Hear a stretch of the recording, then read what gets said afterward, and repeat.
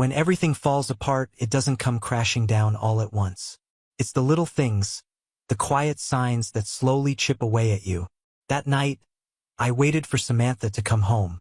Midnight passed, and my patience started to wear thin. She had gone out with her friends, claiming she needed some space. But when the door creaked open and I saw her, my stomach sank. Her hair was disheveled like she had been caught in a storm. Her clothes were torn at the edges, hanging loosely. And there was something else, something I couldn't ignore. A faint, unmistakable wetness on her thighs. I froze. The air around her smelled of cologne. But not hers. Not mine. Someone else's. A stranger's.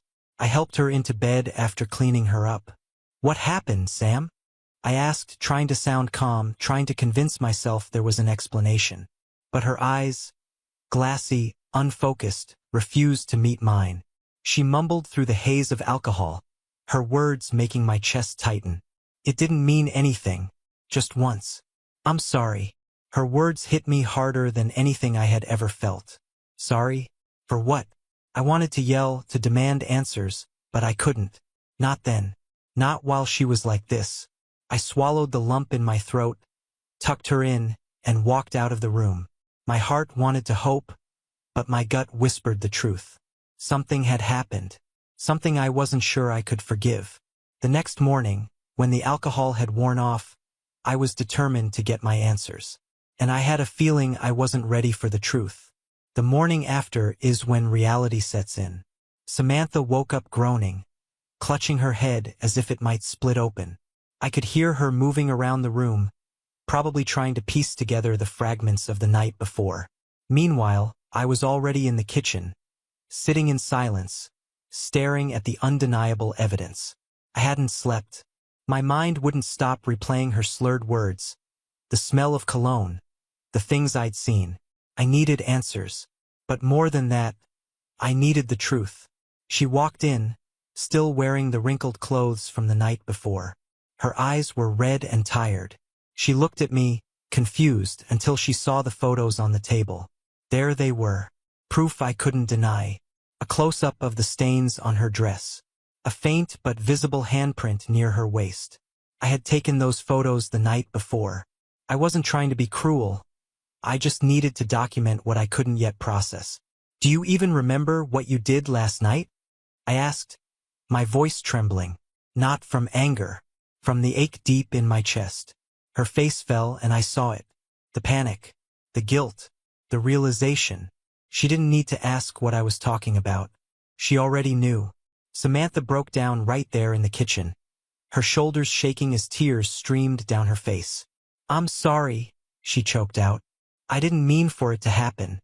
It was a mistake." Her words sliced through me, sharp and cold. "A mistake," I said, cutting her off. "You didn't just trip and fall into this. You chose it.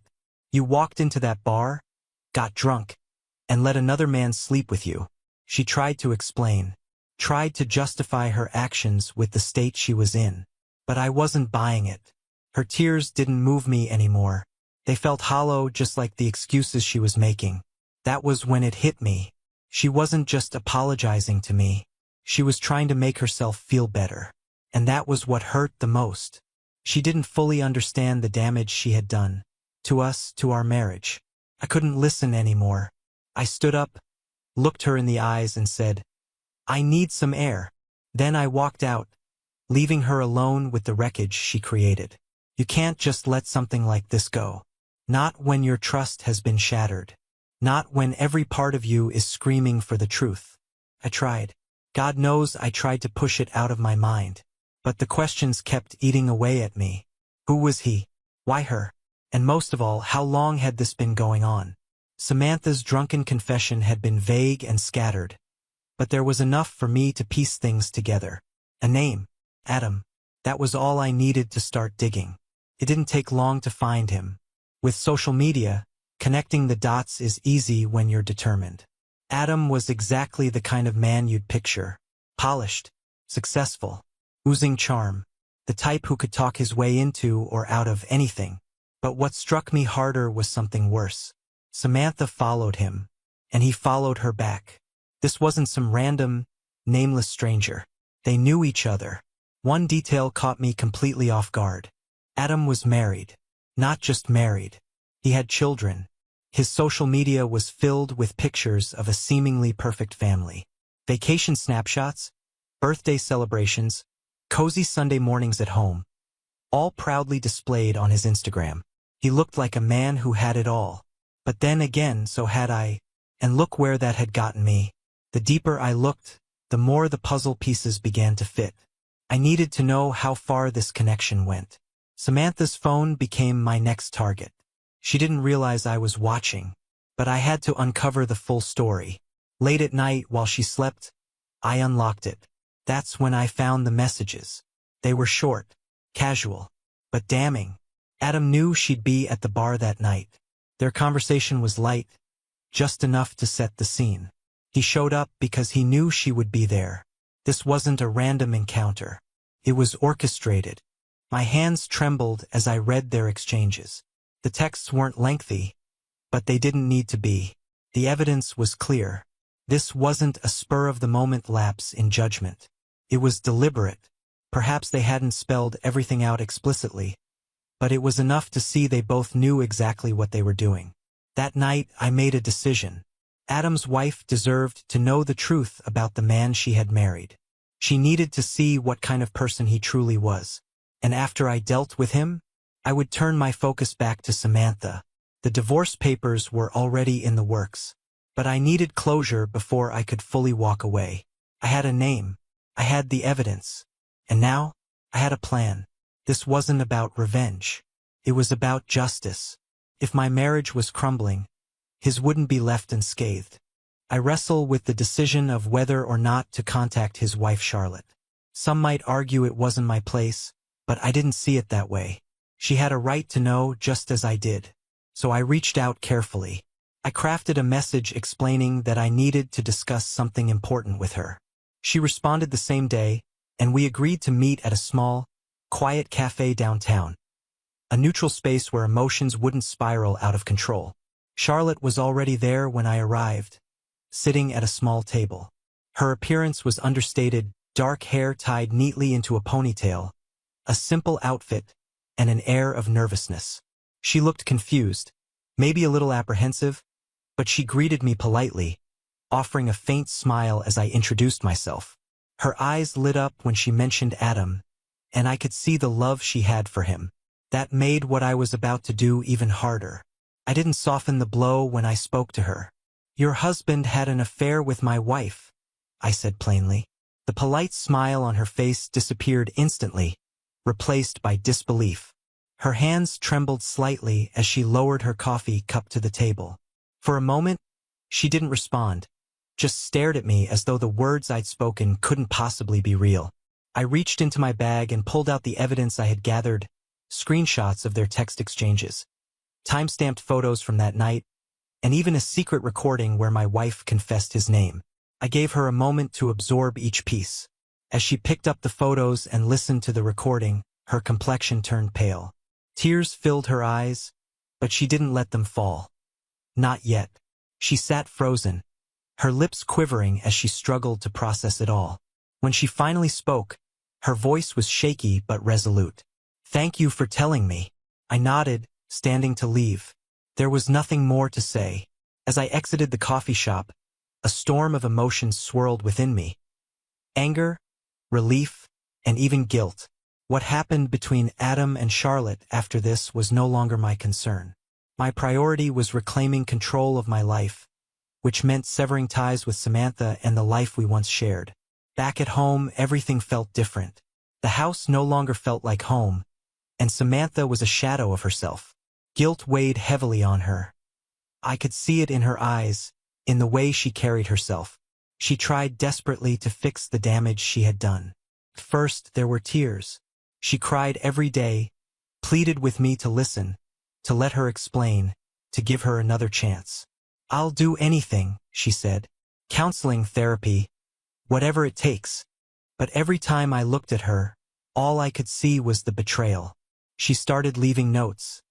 Tiny slips of paper tucked into my coat pockets or placed on my pillow. "I love you. I'll never hurt you again. Please don't give up on us. For a while I read them. Then I stopped. She began cooking dinner every night, making my favorite dishes, hoping it would bring us closer. But I couldn't sit across from her at the table and pretend everything was fine. It wasn't. A part of me wanted to believe her. I wanted to forgive her, to salvage the life we had spent years building together. But every time I thought of her with someone else, the knot in my stomach tightened. The trust we had, the respect we shared, it was all gone. One evening, she confronted me in the living room, her face swollen from crying, her voice hoarse. "Please, Brad," she whispered. "I love you. I'll do anything to fix this." For the first time in days, I truly looked at her. "I don't think so," I said, my voice low but firm. The impact of my words hit her like a physical blow. She collapsed to the floor, sobbing uncontrollably, clutching her chest as though the pain was too much to bear. Maybe, in that moment, she felt even a fraction of the anguish she had caused me. For the next few days, the house was eerily silent. There were no arguments, no shouting matches, just the suffocating weight of everything she had done hanging in the air. I had hoped, even just a little, that the quiet might bring clarity, that maybe, somehow, we could find a way to mend what had been broken. But deep down, I already knew the truth. Some things can't be fixed. During those days, I focused on tying up loose ends.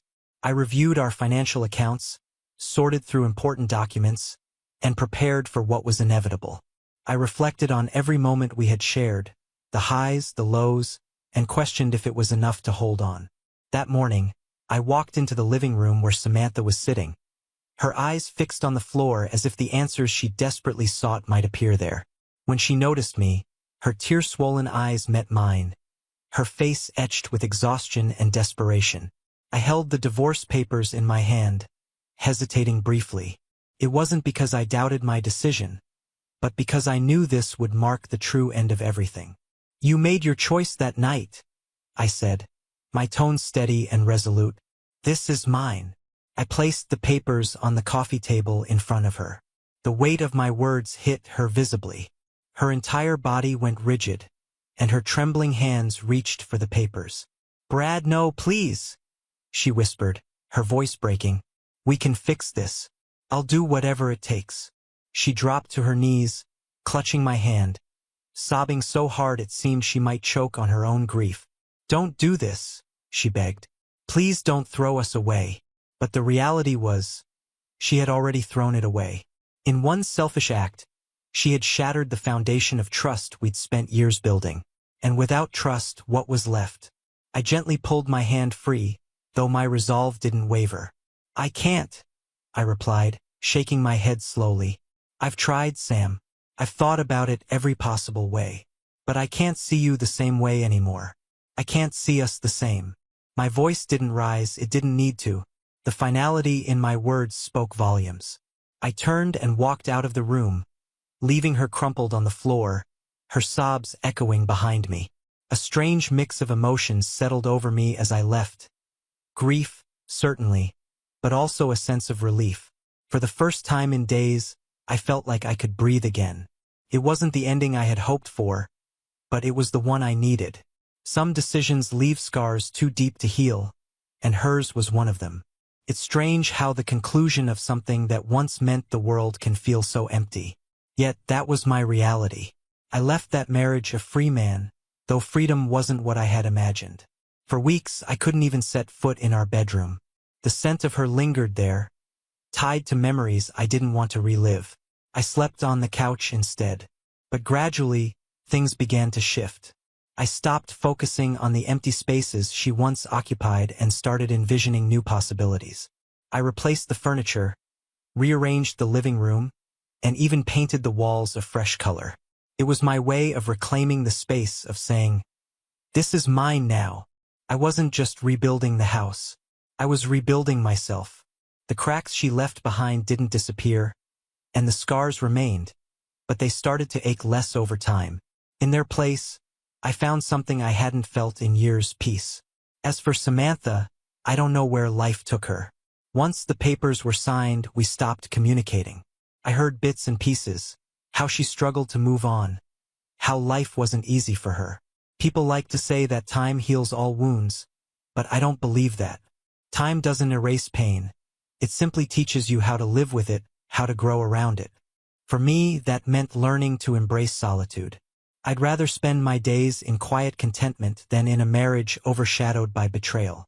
And as for Samantha, I hope she finds a way to live with her choices, not for my sake, but for her own. In the end, we both lost something. I lost a wife I thought I knew, and she lost the life we built together. But the difference is I gained something far more valuable. I found myself, and that, above all, was worth every painful step. So guys, if you all liked today's story, please like the video and subscribe to our channel. And don't forget to press the bell icon. Thank you for watching.